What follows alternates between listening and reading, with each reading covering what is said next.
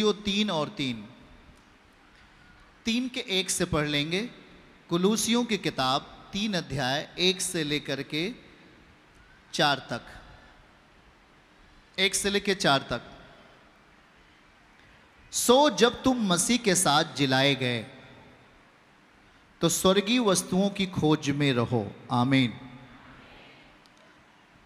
जहां मसीह वर्तमान है और परमेश्वर के दाहिनी ओर बैठा हुआ है। आमीन कहिए।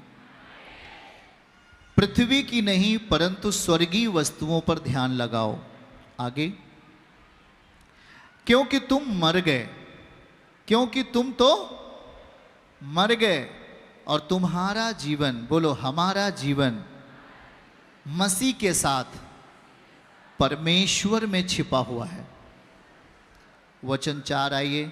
जब मसीह जो हमारा जीवन है, सब लोग बोलो, जब मसीह जो हमारा जीवन है प्रकट होगा तब हम भी महिमा के साथ प्रकट किए जाएंगे। आमीन। हालेलुया। प्रकट किए। आप सोच लो कि आप कितने महत्वपूर्ण हो भाई बहन, बातों को समझ लेना। दूसरा आयत दिखाइए, इसी में दूसरा आयत पढ़िए। पृथ्वी की नहीं परंतु स्वर्गीय वस्तुओं पर ध्यान लगाओ। बोलो, पृथ्वी पर की नहीं, पृथ्वी पर की नहीं परंतु स्वर्गीय वस्तुओं पर ध्यान लगाओ। तीसरा फिर से पढ़ लेंगे। तीसरा, क्योंकि तुम तो मर गए थे। हम लोग क्या हो गए थे भाई? शरीर आपका चल रहा था, शरीर आपका खाना खा रहा था, शरीर आपका हर काम कर रहा था, लेकिन वो शरीर कैसा था? मरा हुआ सा। शरीर कैसा था? मरा हुआ था।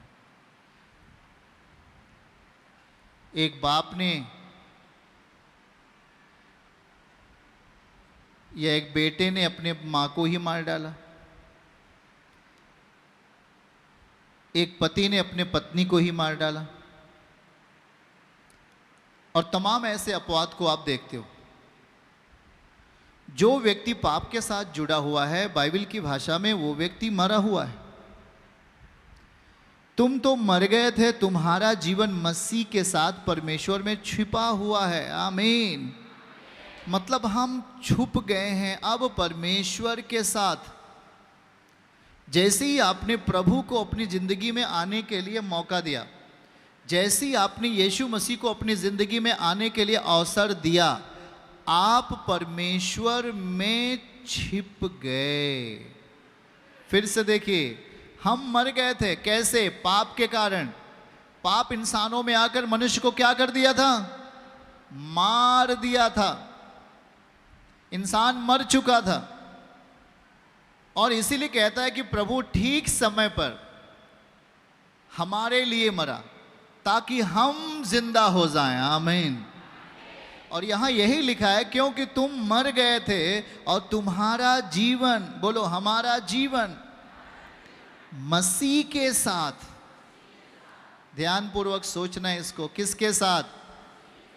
पाप के साथ, गुनाह के साथ, चोरी के साथ, हत्या के साथ, जुर्म के साथ नहीं, परंतु किसके साथ?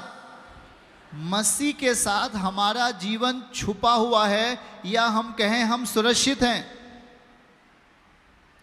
पिता ने हमें सुरक्षित कर लिया जब हमारा जीवन मसीह के साथ आ गया।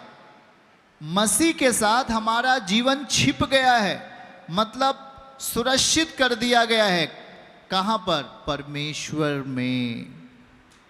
आमीन। आप जब मसीह को अपनी जिंदगी में रखते हैं, जब उसके वचन को अपनी जिंदगी में लेकर चलते हैं, तब आपका जीवन कहां छिपा हुआ है? बोल के बताइए, कहां जीवन छिपा हुआ है? याद रखिए, परमेश्वर में। बोलो, परमेश्वर में छिपा है। बोलो, हमारा जीवन परमेश्वर में छिपा है। अच्छा, अब जब कोई हमला करता है, शैतान हमला करता है, तो क्या वो आपके जीवन में आ सकता है? क्यों? क्योंकि अब आपका जीवन कहाँ छिपा हुआ है? मसीह के साथ आपका जीवन कहाँ छुप जाएगा? परमेश्वर में। मसीह के साथ आपका जीवन कहाँ छुप जाएगा? मसीह के साथ आपका जीवन कहाँ छुप जाएगा? परमेश्वर में। आमीन कहें। हालेलुया। उस टाइम में शत्रु का हमला क्या आपके ऊपर असरदार होगा? बीमारी का हमला क्या आपके ऊपर असरदार होगा? बोलो नहीं। क्योंकि हम कहाँ छुप गए हैं? बोलो, परमेश्वर में छुप गए हैं। ये कैसे हुआ? यीशु के साथ। जब हम यीशु मसीह के साथ आ जाते हैं तो हमारा जीवन किसके साथ छुप जाता है? परमेश्वर में छुप जाता है। आमीन बोलिए तेजी के साथ। इसलिए अब आपको करना क्या है? इसलिए अब आपको करना क्या है? कुलूसियों अध्याय 3 वचन 8 और 9 पढ़िए हमारे साथ। क्या लिखा है उसमें? कुलूसियों की किताब 3 अध्याय 8 और 9 आयत को पढ़िएगा। इसलिए हमें अपनी ज़िंदगी से क्या दूर रखना है? बाइबल कहती है, पर अब तुम इन सब बातों को, कौन सी बातों को? हमारे साथ पढ़िए सब लोग। पर अब हम इन सब बातों को, अर्थात क्रोध, रोष, बैर भाव, निंदा, मुंह से गालियां बकना, ये सब बातें छोड़ दो। वचन 9 में क्या लिखा है? फिर से वचन 9, एक दूसरे से झूठ मत बोलो, क्योंकि हमने पुराने मनुष्य को उसके कामों समेत उतार डाला है। उसके कामों समेत क्या कर दिया है? उसके कामों समेत क्या कर दिया है? पुराने मनुष्य। हमारे अंदर एक पुराना मनुष्य था कि नहीं, जो हमें दलदल में लेके गया था। वो कौन सा मनुष्य था? पुराना मनुष्य था। जो हमें व्यभिचार में लेके गया था, कौन मनुष्य था हमारे अंदर? पुराना मनुष्य था। जो हमें कर्ज में लेके गया था, जो हमें मुकदमे में लेके गया था, जो हमें तमाम बुरी परिस्थिति में लेके गया था, वो कौन सा मनुष्य था? सब लोग बोलिए, कौन सा मनुष्य था? अब पुराना मनुष्य क्या लिखा है? देखिए, इसमें लिखा है कि एक दूसरे से झूठ मत बोलो, क्योंकि तुमने पुराने मनुष्य को उसके कामों के साथ उतार डाला है। आमीन। जैसे हम पुराना कपड़ा हो जाता है, गंदा कपड़ा हो जाता है, तो हम उस कपड़े को क्या करते हैं? बोल के बताइए, क्या करते हैं? उतारते हैं कि पहने रहते हैं? हाँ? क्यों उतार डालते हैं? क्योंकि उस कपड़े को हमें क्या करना है? अभी सफा रखना है, सफा करना है। करना है कि नहीं करना? आप उस कपड़े को सफा करते और तब पहनते हैं, तब आपकी शोभा अलग होती है। और जब तक आप पुराने कपड़े को पहने रहेंगे, एक कपड़ा 1 महीना पहने रहेंगे, तो उस कपड़े में से क्या आएगा? सुगंध आएगा कि बदबू आएगा?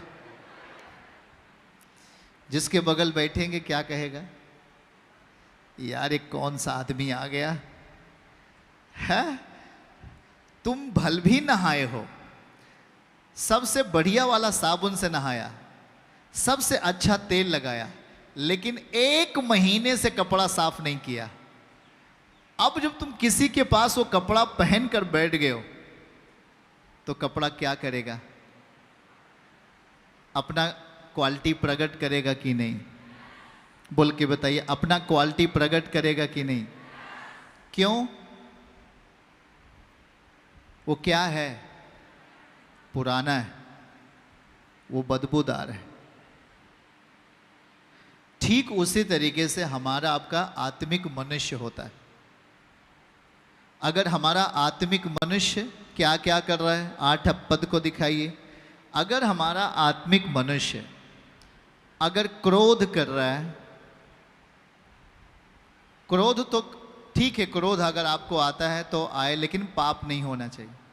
रोष करते हो, बैर करते हो, निंदा करते हो, मुंह से गालियां बकते हो, अगर आज भी व्यभिचार करते हो, लुच्चपन करते हो, चोरी करते हो, हत्या करते हो, गुनाह करते हो, एक दूसरे की बुराई करते हो, किसी को नीचा दिखाना चाहते हो तो उसका नुकसान करना चाहते हो, किसी को फंसाना चाहते हो, मतलब किसी के प्रति आप बुरी सोच रख रहे हैं, तो बाइबल की भाषा में वचन कहता है कि अभी भी आप पुराने मनुष्य को लेकर चल रहे हैं।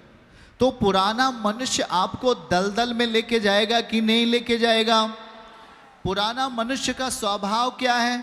क्रोध करना, रोष करना, द्वेष करना, गालियां बकना, व्यभिचार करना, चोरी करना, हत्या करना, लड़ाई करना, नशा करना, व्यभिचार करना, ये सब सारी स्थितियां कौन सा मनुष्य करता है?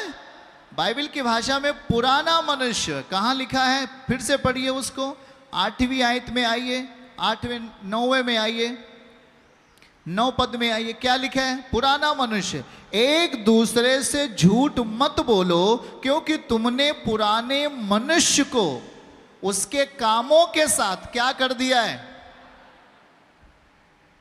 अभी कितने मनुष्य के अंदर पुराना मनुष्य है? किसी के अंदर तो पुराना मनुष्य है तो नहीं।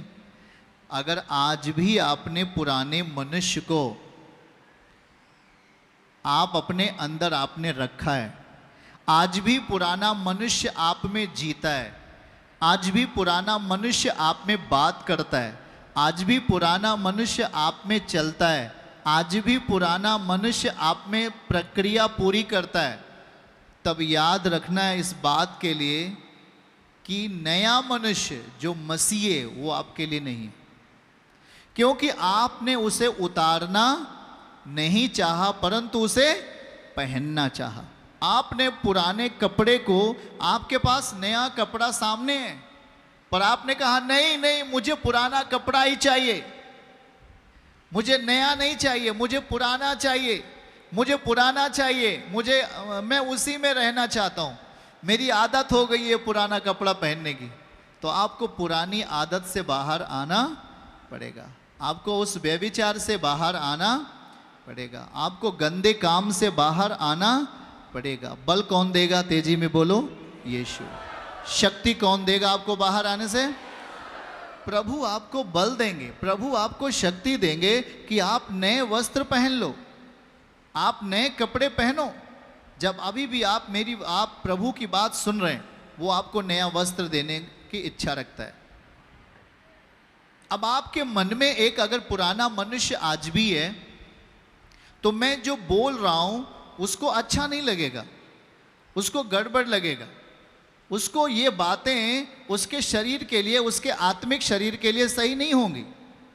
लेकिन अगर आपको नया मनुष्य में जीना है, आपको एक शक्तिशाली मनुष्य में जीना है, जो वो मनुष्य जो आपके लिए, आपके पाप के खातिर बलिदान हुआ और जो आपके अंदर रहने वाले पाप को हरा दिया, यदि आप उसे बाहर करना चाहते हैं तो हमें नए मनुष्य को अपने अंदर अवसर देना होगा यीशु के नाम में।